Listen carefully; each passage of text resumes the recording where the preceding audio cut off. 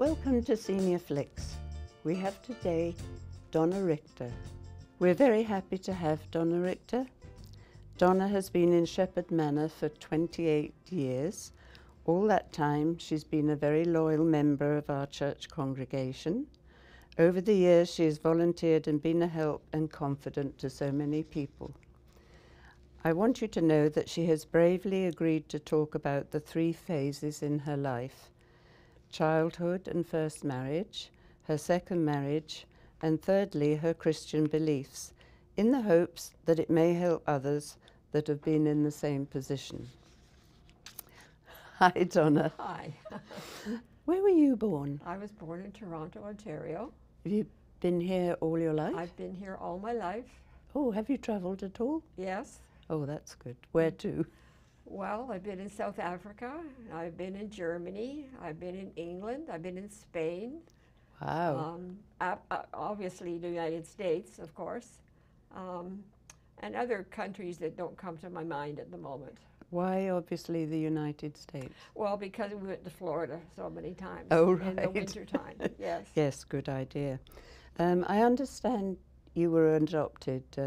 What happened to your birth mother, and at what age were you adopted? I was a baby when I was adopted. My birth mother was not married, and in 1934, that was a terrible thing to happen to a woman, and her family put up a big struggle because of that. And so it was decided I had to go up for adoption, yes. Okay, and who adopted you? A mother and father who had grown children of their own, and gave me a home, yes. That's lovely. Tell me about your home life as an adoptee. Okay, well, I was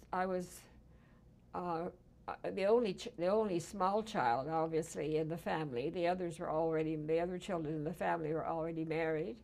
And the leather belt hung on the back of the kitchen door.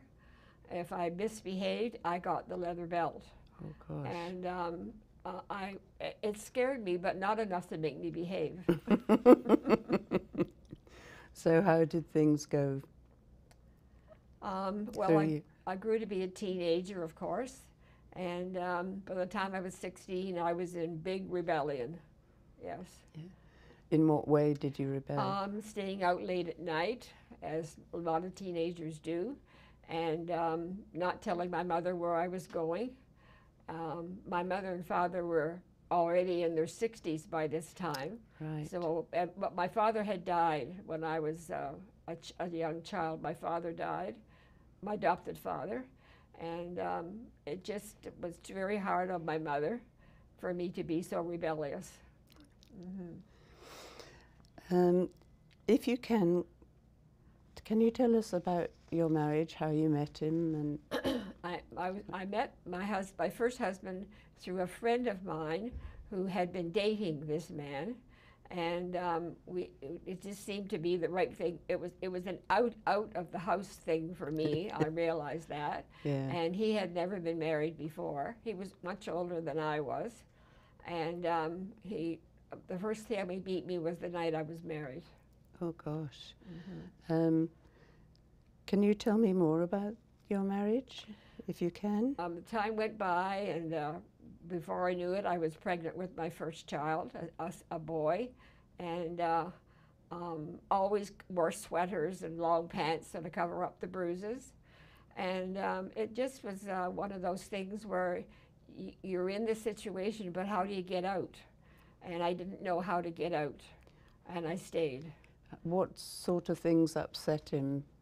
Well, it was simple things, like supper wasn't on time, or the floor wasn't swept, or some very simple things. It didn't take very much to make him very angry.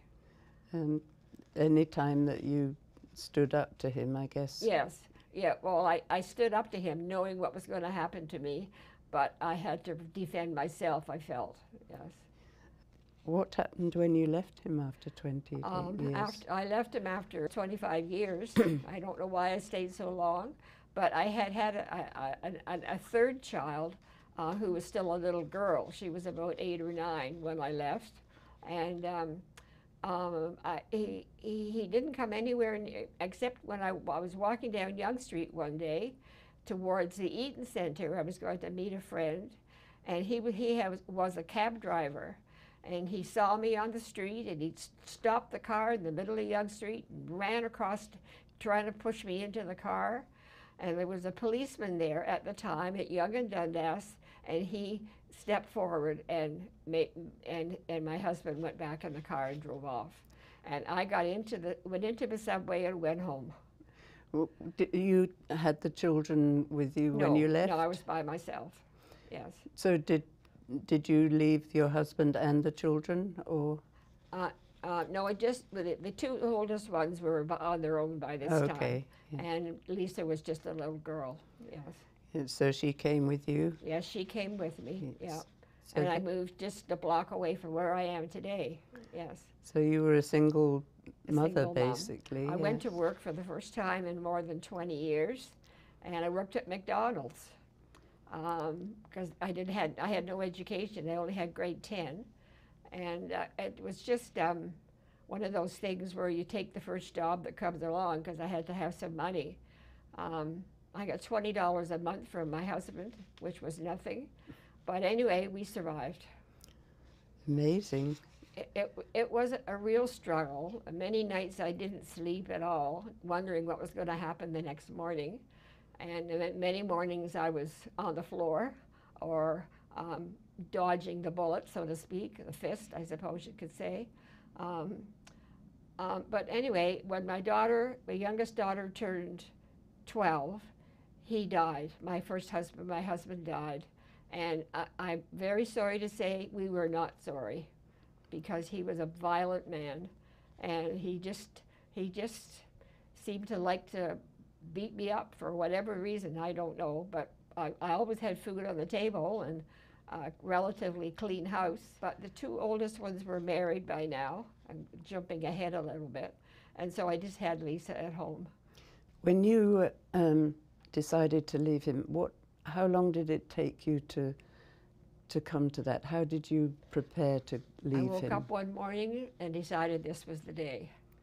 And he had gone to work, and I packed a couple of big bags of stuff in a suitcase, and I left.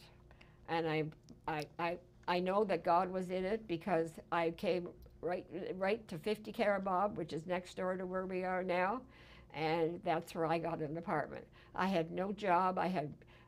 He had some cash in the kitchen, hidden under the kitchen sink, and that's what I took, and that's where I started. There was the cash that was in that box under the kitchen sink. Lisa started going to school, Tam O'Shanter, right across the street here, and I was free. I was actually free. I didn't have to worry about being beaten up anymore. Were you frightened that he might find you? Of course, yeah. Of course. And he was a cab driver, so every cab that drove into the building, thankfully nobody told him where I was. And so it was a long way from mid-Scarborough to North Scarborough, so he didn't know where I was. He never did know where I lived, yeah. So you never told anybody that you were beaten? Did you not tell your adopted mother? Didn't tell it? Didn't tell her? No, she had died by that time. Okay. Yeah. It was the top half of my arms and my chest and my back that was black and blue. So I was able to cover it up. It must have been very difficult not to tell anyone. Yes, it was very hard. I put on a happy face. At least I hope it was happy. Did you feel it was really difficult to make the decision to leave him? It had to be the right time. I had to have the courage to leave. I didn't have any money, so I didn't know what to do. When you leave a husband and you have a child, it's different than if you leave by yourself. I was more concerned about Lisa than I was about myself, of course. It just was the right thing for me to get out. The other two were married, and I knew I could handle Lisa by myself. How was he towards the children? Oh, he didn't early hit on? them. No, he yelled and screamed at them, but he never hit them. Never once did he hit them. Do you think that affected them at all? Oh, I know it has my son. I know for sure it has my son. But he's a nice guy. He's a really nice man, and he's been married a couple of times. His first wife died. So, but the other two girls are fine. There's no repercussions from the home life at all. What about you? How long did it take you to get out? It takes a long time before you put it in. You can put it at the back of your head, so to speak, and not have to think about. This is the closest I've been to thinking about it now for a long time. And I'm just praying, honestly praying, that if some woman is listening to this right now, that you would listen and pray to God, ask Him to help you, to guide you and direct you, and to put you in the right place at the right time. He certainly did that for me. When you grew up, you've been a Christian since you were born? Yes. I was raised in the Mennonite church in the morning and the Salvation Army in the afternoon. And my mother was a fine Christian. My adopted mother was a fine Christian. So then as the years went by, the relatives decided it was time I met my birth mother. And she lived in Montreal. And so one weekend, my husband and I got in the car. We drove to Montreal to meet my birth mother. She lived right downtown Montreal, right downtown. And she was the one that instigated it. She wanted to meet me because she was getting much older, of course, now. So I guess she wanted to meet this child of hers. Mm-hmm. Yeah. When I look at her, I look at me. We both look the same. She was shorter than me, a small lady, but shorter than me. Yeah. But so we had many years that I would go to Montreal. My children went and got her one time and brought her to Toronto. And we had a good relationship, yes. Did you feel you were escaping when you went to see her? Escaping being at home? Oh no, I was married a second time by then. Okay, yes. You didn't meet her I married a second time to an amazing man who loved me to death, and I loved him. Okay. Mm-hmm. Well, that's an early life that no one should go through. Mm-hmm. Thank you, Donna, for letting us into your memories, however hard they seem to be. Maybe others in a similar position should talk about what they're going through and get help. Mm-hmm. We look forward to hearing all about the next better stage of your life in the next segment. I'm looking forward to that too.